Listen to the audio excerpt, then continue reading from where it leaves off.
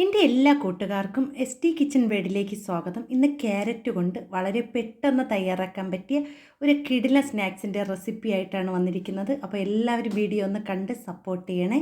ഇതുവരെ എന്നെ സപ്പോർട്ട് ചെയ്ത എൻ്റെ എല്ലാ കൂട്ടുകാർക്കും ഒരുപാട് നന്ദിയുണ്ട്. ഇനിയും സപ്പോർട്ട് ചെയ്യണേ. ഈ സ്നാക്സ് തയ്യാറാക്കാൻ വേണ്ടി ഞാൻ ഇവിടെ കുറച്ച് ക്യാരറ്റ് ഇതുപോലെ നീളത്തിന് കട്ട് ചെയ്തെടുത്തിട്ടുണ്ട്. ഇനി നമുക്കിതിനെ ഒന്ന് വേവിച്ചെടുക്കണം. അപ്പം ഞാൻ ഇവിടെ കുറച്ച് വെള്ളം അടുപ്പിൽ വെച്ച് കൊടുത്തിട്ടുണ്ട്. അതിലേക്ക് 1 സ്പൂൺ അളവിൽ ഉപ്പ് ചേർത്ത് കൊടുക്കുക. അപ്പോൾ ഉപ്പും കൂടി ചേർത്ത് വേവിക്കുകയാണെങ്കിൽ ആ ക്യാരറ്റിൽ നല്ലതുപോലെ ഉപ്പൊക്കെ പിടിച്ച് കിട്ടും.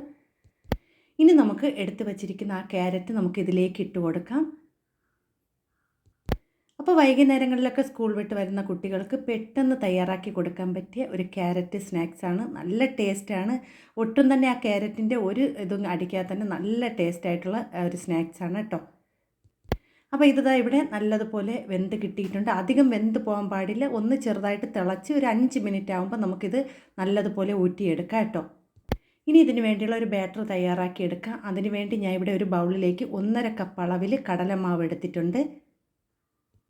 ഇനി ഇതിലേക്ക് 1 ടീസ്പൂൺ അളവിൽ ബേക്കിംഗ് പൗഡർ ചേർത്ത് കൊടുക്കുകയാണ്. അടുത്ത് ഞാൻ ഇതിലേക്ക് ഒരു 1/4 ടീസ്പൂൺ അളവിൽ മഞ്ഞൾപ്പൊടി ചേർത്ത് കൊടുക്കാം. ഇനി ഇതിലേക്ക് 1 സ്പൂൺ അളവിൽ മുളക് പൊടിയാണ് ചേർത്ത് കൊടുക്കുന്നത്. അപ്പം ഞാൻ ഇവിടെ എരിവുള്ള മുളക് പൊടിയാണ് എടുത്തിരിക്കുന്നത്. ഇനി ഇതിലേക്ക് ഞാൻ ചേർത്ത് കൊടുക്കുന്നത് ആവശ്യത്തിനുള്ള ഉപ്പും 1/4 സ്പൂൺ അളവിൽ കായപ്പൊടിയും കൂടി ചേർത്ത് കൊടുക്കുന്നുണ്ട്. ഇനി ഇതെല്ലാം കൂടി ചേർത്ത് നല്ലതുപോലെ ഒന്ന് മിക്സ് ചെയ്ത് യോജിപ്പിച്ചെടുക്കണം. ആ ഒരു കടലമാവിൽ ഈ മുളക് പൊടിയും അതുപോലെ തന്നെ മഞ്ഞൾപ്പൊടിയും എല്ലാം നല്ലതുപോലെ ഒന്ന് യോജിപ്പിച്ച ശേഷം നമ്മൾ കുറച്ച് വീതം വെള്ളം ഒഴിച്ച് നല്ലതുപോലെ ഒരു ദോശമാവിൻ്റെയൊക്കെ ആ ഒരു ബാറ്ററിൽ തയ്യാറാക്കി എടുക്കണം കേട്ടോ. അധികം കട്ടിയാവാനും പാടില്ല, അധികം ലൂസാവാനും പാടില്ല. ആ ഒരു പരുവത്തിൽ വേണം നമുക്ക് തയ്യാറാക്കിയെടുക്കാൻ. നമ്മൾ ബജിയൊക്കെ തയ്യാറാക്കുന്ന ആ ഒരു ബാറ്ററാണ് തയ്യാറാക്കിയെടുക്കേണ്ടത്. അപ്പം ഞാൻ ഇവിടെ വെള്ളം കുറച്ച് വിധം ചേർത്താണ് കലക്കിയെടുക്കുന്നത്. അപ്പം നിങ്ങൾക്ക് ഈ വീഡിയോ കണ്ടിട്ട് ഇഷ്ടപ്പെടുകയാണെങ്കിൽ എൻ്റെ ചാനലൊന്ന് സബ്സ്ക്രൈബ് ചെയ്ത് സപ്പോർട്ട് ചെയ്യാനും മറന്നു പോവല്ലേ. എല്ലാവരും ഒരു ലൈക്കെങ്കിലും ചെയ്ത് സപ്പോർട്ട് ചെയ്യണേ.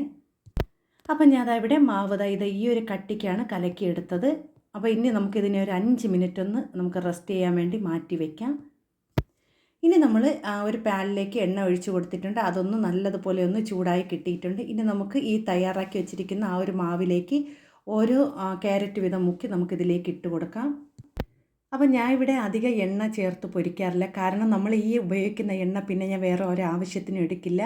അതുകൊണ്ട് ഞാൻ കുറച്ച് എണ്ണ മാത്രമേ ഇതിലേക്ക് ഒഴിച്ച് കൊടുത്ത് ഞാൻ ഫ്രൈ ചെയ്യുള്ളൂ. അപ്പോൾ എല്ലാ വീഡിയോയിലും നിങ്ങൾക്ക് കാണുമ്പോൾ തന്നെ അറിയാം, ഞാൻ അധികം എണ്ണ ഉപയോഗിക്കാതെ കുറച്ച് എണ്ണ മാത്രം ഉപയോഗിച്ചാണ് ഫ്രൈ ചെയ്തെടുക്കുന്നത്. അപ്പം നിങ്ങൾക്ക് എണ്ണ കൂടുതൽ വേണമെങ്കിൽ ചേർത്ത് കൊടുത്ത ശേഷം നല്ലതുപോലെ ഒന്ന് ഫ്രൈ ചെയ്തെടുക്കുക. അപ്പോൾ ഒറ്റ ഇതിൽ തന്നെ നല്ലതുപോലെ എല്ലാ സൈഡും നല്ല വെന്ത് കിട്ടും കേട്ടോ. ഇത് ഞാൻ ഇവിടെ കുറച്ച് എണ്ണ ഒഴിച്ചാണ് ചെയ്യുന്നത് കേട്ടോ. അപ്പോൾ നമ്മൾ ഉപയോഗിക്കുന്ന എണ്ണ പിന്നെ വേറെ ഒരു ആവശ്യമൊക്കെ എടുക്കാൻ പറ്റില്ലല്ലോ.